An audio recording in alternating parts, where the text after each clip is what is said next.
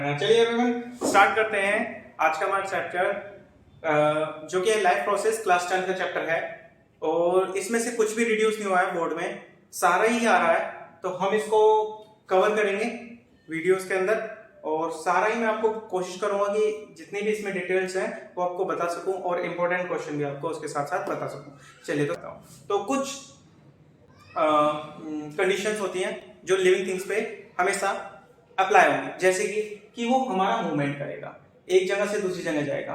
दूसरा क्या है, या फिर वो ग्रो करेगा, ठीक है। तीसरा, उसको फूड की नीड होगी, नीड खाने की आवश्यकता होगी अपने डेली काम को करने के लिए, चाहे कम खाए चाहे ज्यादा खाए, पर उसको फूड की नीड होगी। उसके बाद एक्सक्रीट, वो अपनी बॉडी से वेस्ट प्रोडक्ट को बाहर निकालेगा, जो कि सबसे इंपॉर्टेंट प्रोसेस आपका इस चैप्टर में होने वाला भी है। उसके बाद आता है रेस्पिरेशन, वो सांस लेगा। उसके बाद आता है रिप्रोडक्शन, ये सबसे इंपॉर्टेंट पार्ट हो जाता है, ठीक है। इसका पूरा आपके में चैप्टर भी है। तो रिप्रोडक्शन क्या होता है कि अपने जैसे और रिप्रोड्यूस करना रिप्रोडक्शन कहलाता है। इसी की वजह से लाइफ कंटिन्यू रह पाती है अर्थ पर, ठीक है। तो आगे बढ़ते हैं चैप्टर में। Process undergoes in living organism to sustain life, यानी अपनी लाइफ को बनाए रखने के लिए ऑर्गेनिज्म जो प्रोसेस करता है वो हमारे कहलाते हैं लाइफ प्रोसेस, ठीक है। सबसे पहला उस प्रोसेस में आता है हमारा न्यूट्रिशन। अब न्यूट्रिशन क्या है कि भाई कोई भी लिविंग ऑर्गेनिज्म है तो उसे फूड की नीड है। नीड किस लिए? ताकि वो डेली लाइफ की एक्टिविटी को परफॉर्म कर सके। अब ये जो फूड होता है इसे बॉडी के बाहर से बॉडी के अंदर लेके जाना ही हमारा क्या कहलाता है? न्यूट्रिशन कहलाता है। The process of taking of food inside the body and convert into smaller molecules which can be observed by the body cells।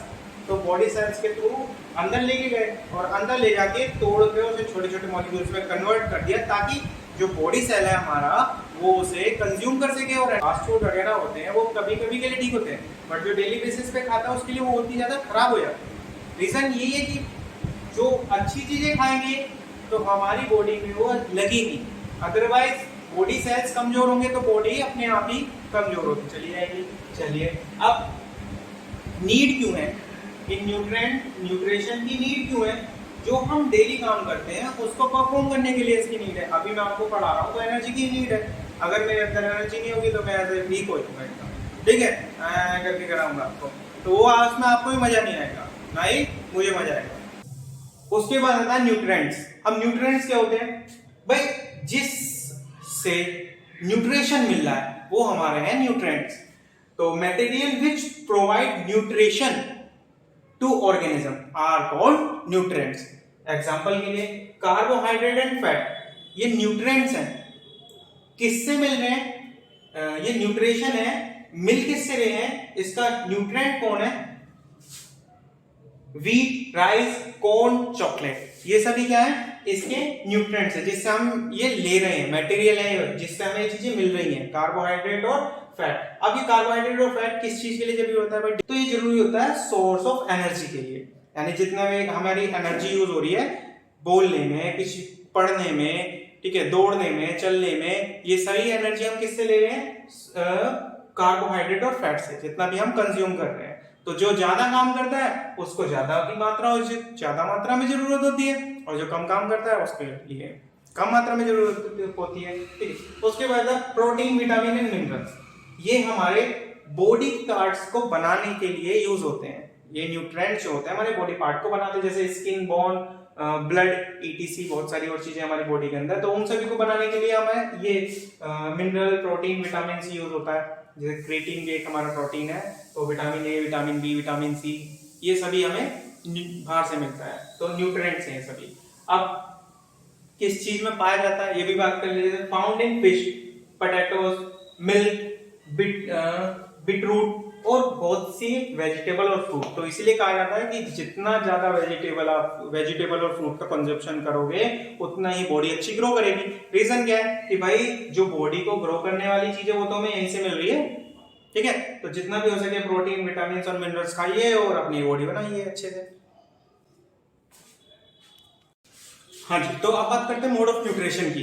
तो मोड ऑफ न्यूट्रिशन का मतलब क्या है कि वो मेथड जिनके थ्रू ऑर्गेनिज्म न्यूट्रिशन ऑब्टेन करता है। तो बेसिकली ये हमारे दो टाइप के हैं, ऑटोट्रॉफी और हेटेरोट्रॉफी। अब ऑटोट्रॉफी क्या होता है, इसको पूरा तोड़ते हैं। ऑटो और ट्रोफिक दो वर्ड से मिलकर बना हुआ है, जहां ऑटो का मतलब होता है सेल्फ और ट्रोफिक का मतलब है न्यूट्रिशन। तो वो सभी ऑर्गेनिज्म जो अपना खाना खुद ऑब्टेन करते हैं सिंपल इनऑर्गेनिक मटेरियल से, like carbon dioxide and water, by the process of photosynthesis. ध्यान रखना, तो फोटोसिंथेसिस का प्रोसेस जहां भी हो जाता है वो सारे हमारे किस में आ जाते हैं, ऑटोट्रोफिक न्यूट्रिशन में आ जाते हैं। अब जिसमें कौन कौन आता है, इसमें सारे ग्रीन प्लांट्स और फोटोसिंथेसिस बैक्टीरिया और एल्गी, ये हमारे आते हैं। अब हम बात करेंगे कि ये फोटोसिंथेसिस जो हमारा हो रहा है इसके लिए जरूरी क्या है, बट उससे पहले इसके साथ साथ हम एक डेफिनेशन एक रिएक्शन और लिखेंगे जो कि हमारे बहुत इंपॉर्टेंट है। तो फोटोसिंथेसिस की इक्वेशन क्या हो, डेफिनेशन, तो 6CO2 plus 12H2O in the presence of sun,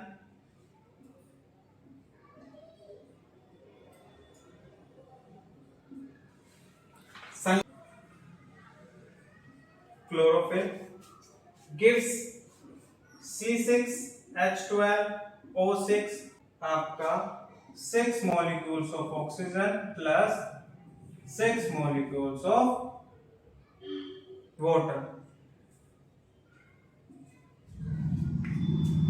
ये प्रोसेस होता है कि कार्बन डाइऑक्साइड यूज किया, वाटर यूज किया, सनलाइट प्रेजेंस होनी चाहिए, और दूसरा क्या है कि क्लोरोफिल प्रेजेंट होनी चाहिए। क्लोरोफिल क्या है, क्लोरोफिल हमारा ग्रीन पिगमेंट है, एक ग्रीन पिगमेंट है जिसका काम क्या होता है, इसका काम होता है सनलाइट को स्टोर करना, सनलाइट को स्टोर करना और उसको यूटिलाइज करना फूड की मैन्युफैक्चरिंग में।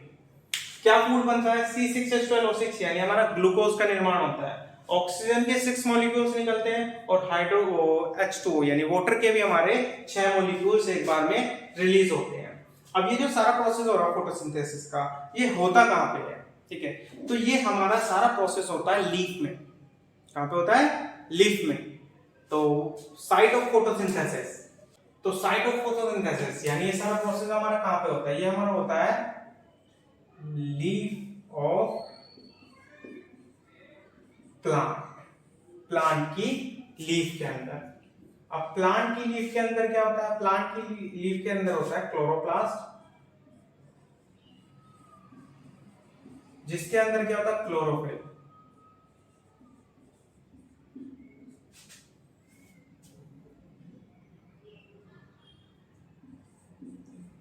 अब यही होता है ग्रीन पिगमेंट,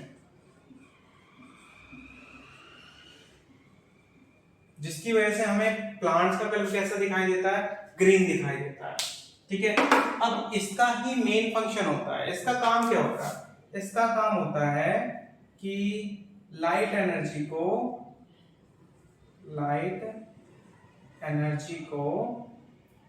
देते हैं हम क्लोरोफिल ग्रीन पिगमेंट है जो कि कन्वर्जन करता है लाइट एनर्जी को केमिकल एनर्जी में, और वो जो केमिकल एनर्जी होती है वो हमारी ग्लूकोज की फॉर्म में होती है, जिसका फॉर्मूला भी हमने बताया C6H12O6। और जो एक्स्ट्रा ग्लूकोज का निर्माण होता है वो चेंज हो जाता है एक दूसरे टाइप के फूड में जिसे हम कहते हैं स्टार्च या कार्बोहाइड्रेट। अब ये जो कार्बोहाइड्रेट होता है ये हमारा स्टोर हो जाता है फ्रूट या लीफ में प्लांट की, ठीक है। तो एक बार रिकॉल करते हैं, तो साइट ऑफ फोटोसिंथेसिस क्या है, leaf of the plant. Leaf में ऐसा क्या होता है, लीफ में होता है क्लोरोप्लास्ट जिसमें होता है क्लोरोफिल,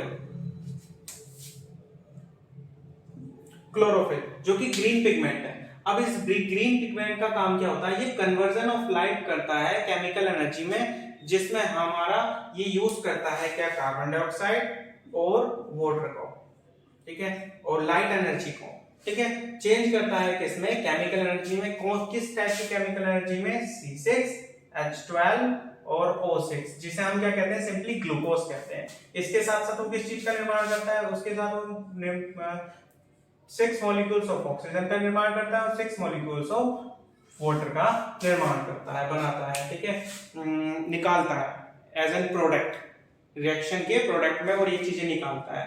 अब यहाँ पे जो एक्स्ट्रा ग्लूकोज हो जाता है वो हमारे दूसरे टाइप की फॉर्म में चेंज हो जाता है, जिसे हम क्या कहते हैं, स्टार्च या कार्बोहाइड्रेट कहते हैं।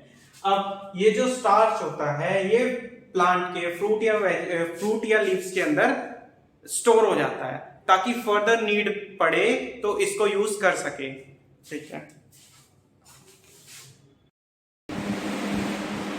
ये क्लोरोप्लास्ट का स्ट्रक्चर होता है जो कि लीफ के अंदर होता है, इसके अंदर हमारा क्लोरोफिल पाया जाता है। तो यहाँ ये साइड है हमारी फोटोसिंथेसिस की, जहाँ पे कार्बन डाइऑक्साइड वाटर को यूज करके 6 कार्बन डाइऑक्साइड और 6 ही हमारे यहाँ पे वाटर के मॉलिक्यूल्स को यूज किया जा रहा है, और लाइट एनर्जी जो है वो केमिकल एनर्जी को में कन्वर्ट हो रही है, किसमें, ग्लूकोज में, ऑक्सीजन में और वाटर में।